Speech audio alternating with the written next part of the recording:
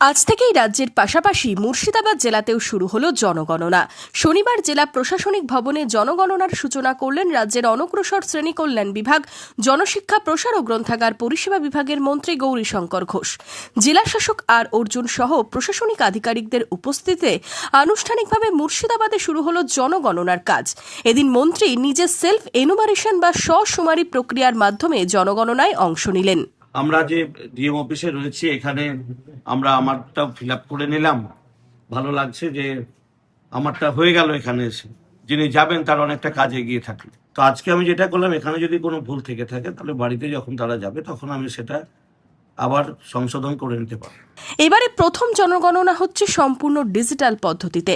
এবারের জনগণনায় রয়েছে self enumeration বা স্বশুমারি প্রক্রিয়া, যাতে নিজেদের তথ্য নিজেরাই নথিবদ্ধ করতে পারবেন নাগরিকরা। 1 আগস্ট থেকে 15 আগস্ট পর্যন্ত প্রথম 15 দিন স্বশুমারির জন্য নির্দিষ্ট করেছে সরকার। এই সময়ের মধ্যে নাগরিকেরা অনলাইনে তথ্য জমা দেওয়ার সুযোগ পাবেন।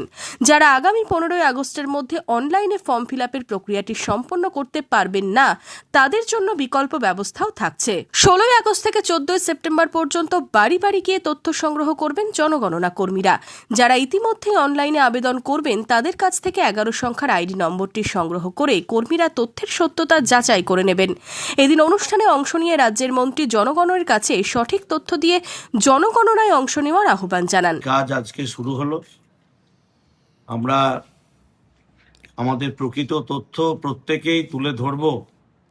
এই সেন্সাসের মধ্যে দিয়ে বর্তমানে আমরা কোন জায়গায় অবস্থান করছি, আমার জেলা, আমার রাজ্য, পুরো তথ্য আমাদের আসবে এবং দেশ জুড়ে তথ্য আমাদের কাছে আসবে।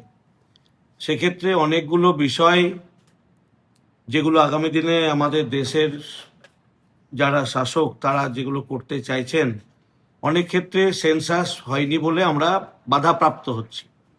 তো এই সেন্সাস সম্পন্ন হলে অনেকটা কাজ আমরা এগিয়ে নিতে পারবো আগামী দিনে দেশের জন্য, আমাদের রাজ্যের জন্য, এমনকি আমাদের জেলার ক্ষেত্রেও আমরা অনেকটা এগিয়ে যেতে পারবো। আমরা 16 বছর পরে সেন্সাস করছি। সেন্সাস নেই বলে প্রকৃত তথ্য আমাদের কারো কাছেই নেই। প্রকৃত তথ্য একটা অনুমানের উপর নির্ভর করে শাসন কার্য চালাতে হচ্ছে সরকার পক্ষ। তাই সেন্সাস অত্যন্ত প্রয়োজন। আমরা সমস্ত জনগণের কাছে আবেদন করব, প্রত্যেকেই যেন সঠিক তথ্য যারা যাবেন বাড়িতে সেন্সাসের কাজে তাদের সামনে তুলে ধরুন। কোনো মিথ্যা তথ্য দেবেন না। আমরা যত বেশি সত্য তথ্য আমরা তুলে ধরব, তত বেশি আমরা প্রত্যেকে আগামী দিনে সমৃদ্ধশালী হব। তাই যারা যাবেন আপনার বাড়িতে জনগণনার জন্য, আমরা আবেদন রাখবো প্রত্যেকে সঠিক তথ্য তুলে ধরে তাদেরকে সহযোগিতা করবেন। এবারের জনগণনায় গুরুত্বপূর্ণ বেশ কিছু বিষয় রয়েছে। সব থেকে গুরুত্ব দিতে হবে কোথায়, কি খেয়াল রাখতে হবে সাধারণ মানুষকে। যিনি হেড হবেন, হাউস হোল্ড হেড, এটা ফার্স্ট। দ্বিতীয় হচ্ছে মোবাইল নাম্বার। যেহেতু প্রত্যেকটা হাউস হোল্ডের জন্য only one head of the house hold and only one mobile number and only one geographical location, এই তিনটে সঠিকভাবে থাকতে করবে।